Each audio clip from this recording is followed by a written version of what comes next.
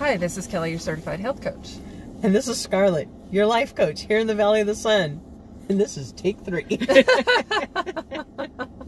I love that we don't edit. I know. But then you got to start over. Yeah. But welcome. Here we are in the mobile studio on a beautiful, beautiful day. Mm-hmm. Beautiful day. I know, 61 degrees. And it is gorgeous. Yes. And we are out and about on location today, so I'm really excited about that. Yes, me too. Yeah, and it's a good day. It's a good day. We're up. We're awake. I'm awake. Surprising. I know you've been awake. Yeah, all day. Awake, yeah. All day.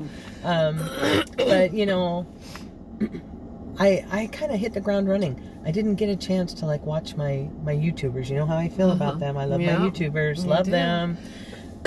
And there's some that I just like always watch all the time because they're always putting out new content. And you know, here we are, brand new year. We did our thing on goals, our last episode. You know, some people call them resolutions. That's fine, but I really got into that term goals rather than resolutions. I love goals. And one of the YouTubers was talking about how at the first of the year they go back over their family mission statement. Okay, so do you have a mission statement? Used to have a mission statement, but I have to redo my mission statement. You had a mission statement. I'm proud of you. I did. Did I remember it? No. But, but you had one. I did. Yeah, that's good. That's good. I don't. I don't have one. Never have. No. Never have. But, okay, this might sound silly. I was afraid. I was afraid of a mission statement. I was afraid of like, you know, what, 2 sentences? I don't know. I was, which is like, it sounds really silly when I think about it. And maybe I overthought it, which I can do really well. And most of the time when I was asked to do it, you're kind of like, it's on the spot. It's like, you know, here, do this. I don't understand it. I don't know what it is. Right. I don't know why. Why? Is it necessary? I know big businesses have mission statements. I get that. I think it's important for them to do that so that all of their employees know exactly what they're doing, right?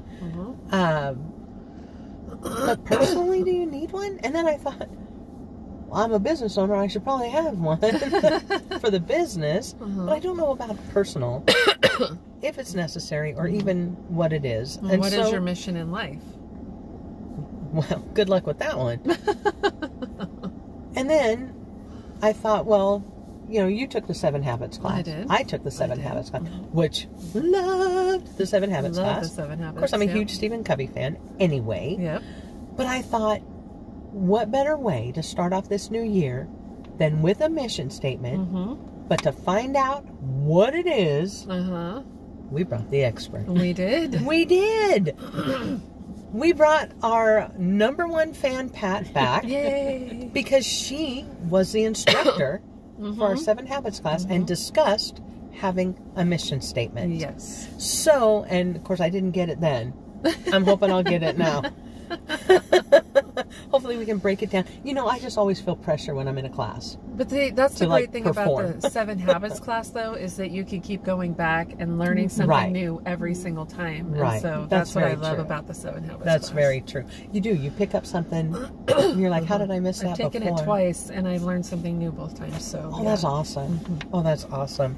Yeah, fantastic class. Yep. So, Pat, welcome back. Thank you. Welcome. So happy to have you. Yeah. So talk to us about mission statements. Break it down for us, because I need to know, like, you know, this is what you do, this is what you do, this is what you do, because I'm a list person. I have to have, you know, my little bullet points. Check your list off. Right. But I would really love the answers if we really need one. And what is a mission statement? Well, thank you for having me back. And even though we're sitting outside of church, I can't absolve you of any of your guilt, okay? Whatever. It is a personal, written constitution by which you make the decisions in your life, all the decisions in your life. Okay. Some people call it a paradigm, some people call it an attitude. It's what is that center focus for you. Okay. It also clarifies your values. Okay. And hopefully it helps you make decisions in your life. And like Kelly said, it's not something you have to do and get done in a few minutes. It is something we want you to constantly be reviewing and asking, am I living this? Right. Right. My husband and I have a family mission statement that we just reviewed at the beginning of the year, and we both looked at it. It's the same one that I had before he and I were married with my kids. And we got married. I said, this is our family mission statement. You good? He said, I'm good with it. We review it. But it also keeps us on track, even if, you know, we've slightly veered off. I have a personal mission statement. I revisit it frequently. And sometimes it gives me pause, like, oh, that's not mission statement with that. And it's the same one I have had for over 20 years. It's 8 words. And those 8 words mean something to me. 8 they may not, words? Yeah. And it may not mean anything to anybody else. There is a story behind it, but, and I'll talk about what formats it comes in. Okay. Okay. But I also want to talk about what a mission statement is not. Okay. It's not a bucket list. Okay. And I think that's where people feel, that's where the checklist comes in, is they feel they need to check. Right. A mission statement, a personal mission statement, or a family mission statement, if you will, is not a bucket list, but you can incorporate some items from your bucket list into your mission statement. So, for instance, if you, on your bucket list, you say you want to own business by a certain age or this year or whatever the case may be, you wouldn't put that as your mission statement, but you would say something to the effect of, I want to be independently working. I want to share my gifts with somebody else. Oh, okay. All right. See that connection? It's still there, but it's not there because it's not a checklist. Okay, your personal mission statement does not expire. Nice. Okay. If you love to travel, you wouldn't say I want to backpack through Europe as my mission statement. That would be on your bucket list. Okay. But you could say in your mission statement you want to keep your sense of adventure and fun and travel. I like that. Okay. So we've got that. Nice. It addresses the most important aspects of your life, and it really should be bringing out the best of you. Okay. And so that when people see your mission statement, they go, yes, absolutely. Cool. All right. So I've got a few steps. I'm going to give the short version of how we actually put one together. Okay. Nice. The first thing I encourage people to do, and we want to write this down, is identify some people in your life that have influenced you. Okay. Mine are right here in the car. Gotcha. Here y'all are. Yeah. Same. And sometimes it's people that have negatively, but we always want to teach from the positive. All right. And then what is it that you actually admire and value? What characteristics do you admire about that person? And then what I like to have my students do is do an extra step, is go in and all those words that I've written about Kelly or Scarlett, you know, what I do is then I circle any words that are similar throughout that whole list. I mean, now that I think that is amazing, because I mean, thinking about it now, the reasons why you guys have had such an impact on me are so similar. That is, I mean, even though you're just very different personalities, it's still those traits. That is so weird. Now that I think about it. Because think about it. If you've got a list of, let's say, 5 people, start with 5 people, and those 5 people don't even know each other. Right. But if you go through and you write down what are the traits that each person has, and you go back and there's actual similarities between those people. Yeah. What does that tell you? What I'm looking, what I look for in a person. What you value. And therefore, you know, we also have relationships for people that have something we cherish or we desire. Right? And so I like to do that exercise, and when people go, oh my gosh, I didn't realize that my aunt has the same qualification as my best friend. Right? Right. Right. The next step is then, keep that list, then the next step is writing down what you think you're good at. All right, and this is time to brag, and it's good. Go ahead and brag what you feel you're good at. because now we're getting real close to part of what your mission statement is going to be, what you want to accomplish in that. Okay. The next step is those relationships that you identified, they've had an influence. It may be the same, it may not. What you need to do then is identify your role in those people's lives, or what your role is in life. So for instance, I'm a wife, a mother, a grandmother, a sister, a friend, right? Okay. An employee. Right. So I've identified what my role is. Okay. Still with me? Yep. All right, next step, and this is where we get some emotions going in the class. Great. I want you to picture your 80th birthday party. Woohoo! Okay. Now, you know, if you're younger, your 30th or 40th might be easier to project, you know, and imagine. So what you're For saying me, is I'm closer to 80. we're old, so we got old. Yeah. I'm closer to 80, so I go with that one. If each one of those people that you identified as having a role or had an influence, right? If each one of them stood up and made a tribute statement to you at your 80th birthday party, what is it that you would want them to say? Okay. And it's not "you're pretty" or "this one time in college, remember we did that." It's not that. Yeah, there's a lot of times I don't want you to remember, okay? Yeah. It's not the complimentary from the, like I said, "you're pretty," no, "you're pretty" stuff. It's, this is the impact you had on my life. You were an encourager, okay? Or, you know, you always had a positive attitude. You were there when the chips were down, that kind of person. So that step tells you a couple of things. Number one, what you're giving off to other people, right? And this is where you start asking, how do I live up to those statements that the people are going to make? All right, and that, and that's where we're starting to get a little bit emotions, right? Yeah, right. Is what do I need to do to be the person that that person thinks I am? Because these are important people to me. Right. And I think about it, what is it that I would want my husband to say, my kids to say at my 80th birthday party? Okay? So that's where you could do the visualization. Okay. All right? And then, after that, then you do, what could you do in the next 5, you write down, what could you do in the next 5, 10, even 2 years to make sure that those tribute statements are a reality? Wow, okay. So the question I then ask is, are you living your personal mission statement? And if not, what do you need to do so that you are? Man, you really have to take a good, honest look at yourself. You do. You do. The next step is a fast write. Or I like to say it's where you do a word vomit on a piece of paper. Awesome. And you just sit there and you just write. You don't even lift your pen up. You just write anything and everything. You edit it. It's yours. It's not mine. I can't tell you what to say. You put down everything that you want in there. And then what you do, we want you to revisit this, because this is something you're going to tweak over the course of weeks, months even. Okay? Not everybody uses words for their mission statement. Some people use a video. Some people use photos. Okay? Quotes that are important to them. One of my favorites was, "I want to be the kind of person my dog thinks I am." Okay? But it's important for you to continually revisit it.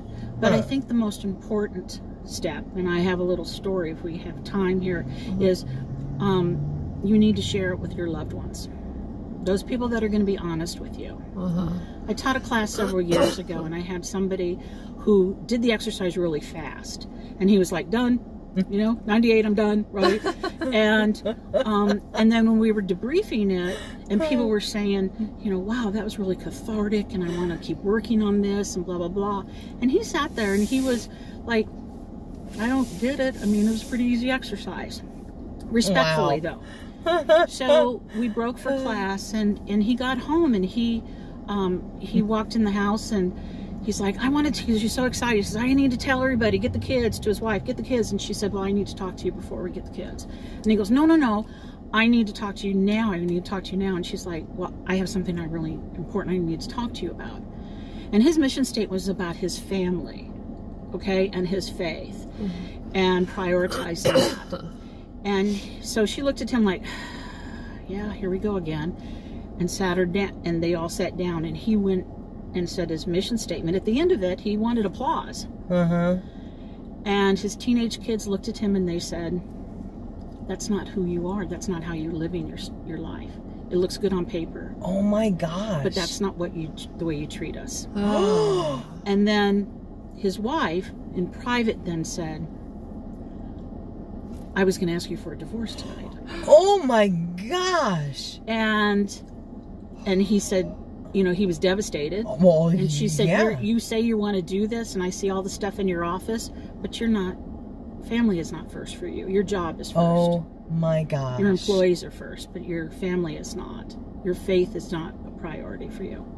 Oh my gosh. So he begged her. He begged her, please, please, please give me another chance. I want to be able to live my mission statement. And fortunately, holy cow. She said, okay, but this is it.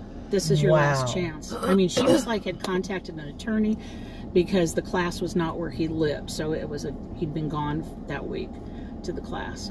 And oh my gosh. She gave him a chance. And he started living his personal mission statement. The family helped him adjust it, a few things on it. Oh my gosh. Wow. And they just celebrated their 26th wedding anniversary. That's amazing. That is. Yeah. I mean, that is like a hard mirror. Yeah, it absolutely is. It's like, it's like a front-facing camera on your phone. Right. You think you're looking cute. Mm-hmm. The mirror says you're looking cute. Great and metaphor.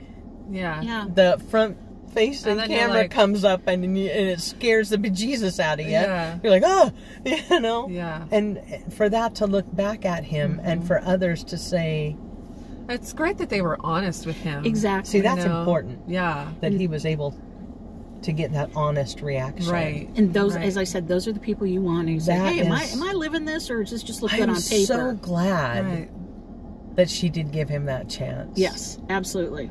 I mean, that's... I met her. That is amazing. I met her a couple years later, and she was very gracious and gave me more credit than I needed to, because he's the one that, you know, did the work. Well, I was going to say that he was open enough to say, wow, really? And not saying, yes, I do. You know, otherwise I wouldn't have put it all down here. Right. To be open enough to say, wow, okay. And that's why that's so... I need to live this. To revisit that, it's important for you to continually review it. Yeah. Okay? Am I living up to this, or are these just words on a paper? I think... And then also share it with those people that are important to you. Yeah. And it also brings in the accountability. Right. You know, if you say this, you know, like in that particular couple's case. Yeah. You know, mine, when I'm feeling that, you know, it's like, gosh, okay, go back to your mission statement, Pat. And so, and again, the same process works with your family when you're developing a personal mission statement or a family mission statement. That is important then, to have that, to kind of keep, you know, I guess kind of keep you in check. Yes, right, absolutely. To again, remind you of what do I stand for, and what is it that I want to accomplish? How do I want to be seen? Right. Clarifying values. And exactly. So it is important that I do one. I think. Yeah, absolutely. I think that will help me to keep my clarity, so that when I am starting to get scatterbrained, it can kind of pull me back in. This was your objective. Right. This was your goal. This is how the path you need to continue on. That's why I decided to change mine, because, and, you know, revisit mine and whatever, because, you know, when you do it for a class, it's different for me. You know, I do it, but am I really soul searching for this classroom project? You know, am I really soul searching the way I should be? And so, you know, this year I have lofty goals this year. And I feel pressure. I feel an outside and internal pressure to achieve those goals this year. And I don't know why it's so important, but for this year, it's extremely important that I actually achieve my goals. Right. And not give up on them. Right. And so one of my goals was to revisit the mission statement and work on that and get that in my vision board have my mission statement so that I can remember what I'm doing and why I'm doing I think that's important because you have kind of been given a glimpse of the possibilities. Because before you've had goals and you've had some things that you wanted to happen, but there was always something that just kind of knocked it out of the way. Right. You know? Right. Always. But now you've kind of been given a glimpse that this can really happen. Right. And you are on the right path. I am, yeah. And so, yeah, I think and you want to make sure they're aligned. If you have too many goals, but they're not meshing up with your personal mission statement, then it's the goals that need to be edited a little bit. Exactly. The mission statement. That's good. That's good. Yeah. Well, I always, you know, like you were saying, when somebody says in a class, you know, you need to do this, first of all, I am a very shallow person. I do not, especially in public, go deep into my emotions because I will just go down that rabbit hole and become a blithering idiot. And you know, the tears are flowing, and I don't like to get into my emotions. So I'm very shallow. I'm right there at the surface so that I can function. So when somebody says, okay, you know, let's work on this for 20 minutes or 30, I know. I need like 30 days. Right. There's no way I can do this in a class. Right. But now, I do feel like I can do this. I can do this. I can take these little chunks, you know, start off with my little word vomit. Right. Start off with the people that mean the most to me and all of their traits that I love. And I can now do this in these little chunks. And I'm somebody that I like to go someplace that is, I don't know, kind of like a thoughtful place. Like, you know, someplace that is quiet, someplace that can kind of fill my soul. Right. You know, be it out, a lot of times it's out on a trail somewhere. You know, when I was younger, I remember, you know, being on a horse, of course, just totally just clears your head and lets you think things through. And now that I'm older and I don't ride horses, I like to find a place that will allow me to be quiet. Yes. Because there's always so much going on. Right. You know, even at home, I'm not alone. There are people in and out of my house. My dogs are so needy. Well, and even if your home was quiet and peaceful, sometimes you need to get out of that place that you're always in to find a new place. Even though it's quiet, way back in your head, the dishes in the sink are calling. Exactly. You know, and should I do a little laundry before I start this? Right. No. So that's what's going to bring us to what is hot in Arizona. You know, I love churches. Yes. I do. Yes. You know, everybody's like, you love churches? You know, because for the most part, everybody's like, aren't you an atheist? I think I kind of say that because I'm too emotional. You get me in a church, I just want to cry. Yeah.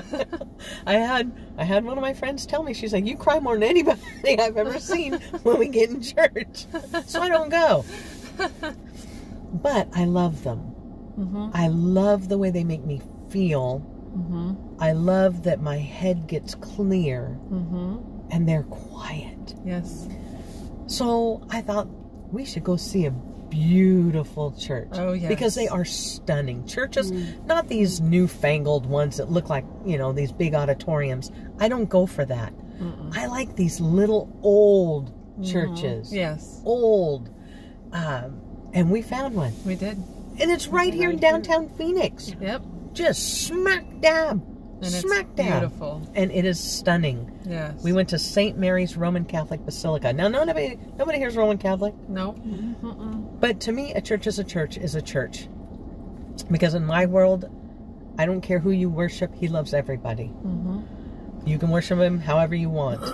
The thing I love about churches, they are welcoming. Yes. Yes. They didn't chase us out, except that they were locking the doors. Yeah, but they were allowed us to stay for a while. Yeah, they allowed me to drop stuff. They were good with it. Nobody came running, and it was loud. This church, St. Mary's Basilica, is stunning. It is, where is it? It's located at 231 North 3rd Street. We're at 3rd Street in Monroe. There's on-street parking, and the church is open, and it is beautiful. I love the stained glass. Oh my God, I love stained glass. Oh, it's stained so glass amazing. is so stunning. Classic stained glass. Yeah, in there. Yes, exactly. yes, classic stained glass. And this church was, or it is, the second oldest church in Phoenix. Wow. The second oldest church. The first one is a Baptist church. This one was done in 1881, built out of adobe. This is adobe. Wow. Now, it has been repaired in the 1920s. It underwent a restoration, so it has been fortified and whatnot, but it's absolutely beautiful. The steps going up to it are gorgeous, and when you walk in, the high ceilings, these cathedral ceilings, and the stained glass, and there's just something about that that just comforts your soul. Yes. I mean, you're in God's house. Right. And Right. it's amazing. And again, they are very welcoming. If you ever need a moment to contemplate, to just get away for a minute, this church is, the doors are unlocked. They have wheelchair access, handicap access. Because, I'm not doing the stairs. My knees are like, I don't think so.